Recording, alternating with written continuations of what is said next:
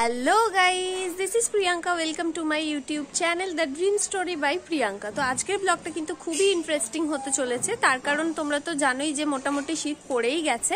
তো কলকাতায় কি কি উইন্টার কালেকশন আছে সেই নিয়ে আজকে আমি ভিডিও তৈরি করতে চলেছি। আর আজকে আমার ফার্স্ট ডেস্টিনেশন হচ্ছে হাতিবাগান। আমি কিন্তু পার্ট বাই পার্ট কলকাতায় আরও অন্যান্য মার্কেট কভার করার চেষ্টা করবো। আর চ্যানেলে যদি নতুন হয়ে থাকো তাহলে কিন্তু অবশ্যই চ্যানেলটাকে সাবস্ক্রাইব করে রেখো, আমার ভিডিওগুলো তাহলে তোমাদের কাছে তাড়াতাড়ি পৌঁছে যাবে। তো আমি বাড়ি থেকেই ইন্ট্রোটা শ্যুট করে যাচ্ছি, তো এরপরে তোমরা কিন্তু ভিডিওটা দেখতে থাকো।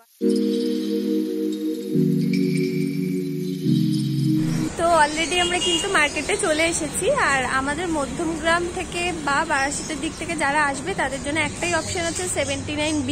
না হলে তোমরা ট্রেন হয়ে দমদম আসতে পারো, তারপর ওখান থেকে মেট্রো করে শ্যামবাজার নামতে পারো। আর সত্যি কথা বলতে পেছনে হয়তো দেখতেও পাবে মার্কেট এখনো ঠিকঠাক খোলেনি, তো ভিডিওটা কিন্তু তোমরা দেখতে থাকো।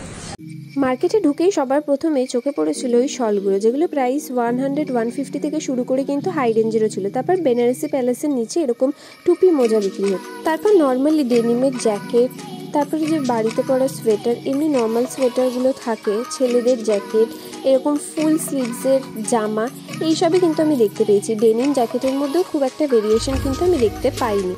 এরপর মেয়েদের হাইনেক যে সোয়েটারগুলো ছিল সেগুলোও কিছু দেখছিলাম। আর সত্যি কথা বলতে হাতিবাগানের কালেকশন খুবই অ্যাভারেজ লেগেছে আমার। ট্রেন্ডি কিছু আমি চোখে দেখতেই পাইনি, যেগুলো প্রত্যেক বছর থাকে সেরকমই কিছু জিনিস দেখতে পেয়েছি, তোমরা আশা করি দেখতেই পাবে।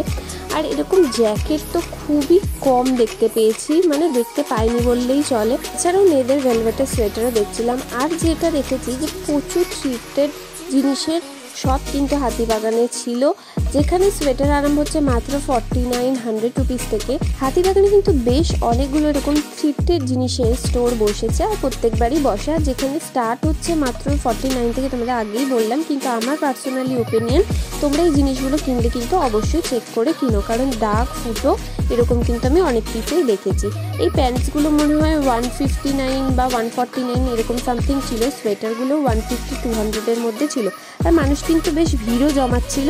সত্যি কথা বলতে হাতিবাগানের কালেকশন এবার আমার খুব একটা ভালো লাগেনি। এরপরে কোথায় যাবো তোমরা কমেন্ট সেকশনে কমেন্ট করে জানিয়ে। ভিডিও ভালো লাগলে লাইক, কমেন্ট, সাবস্ক্রাইব করে দিও।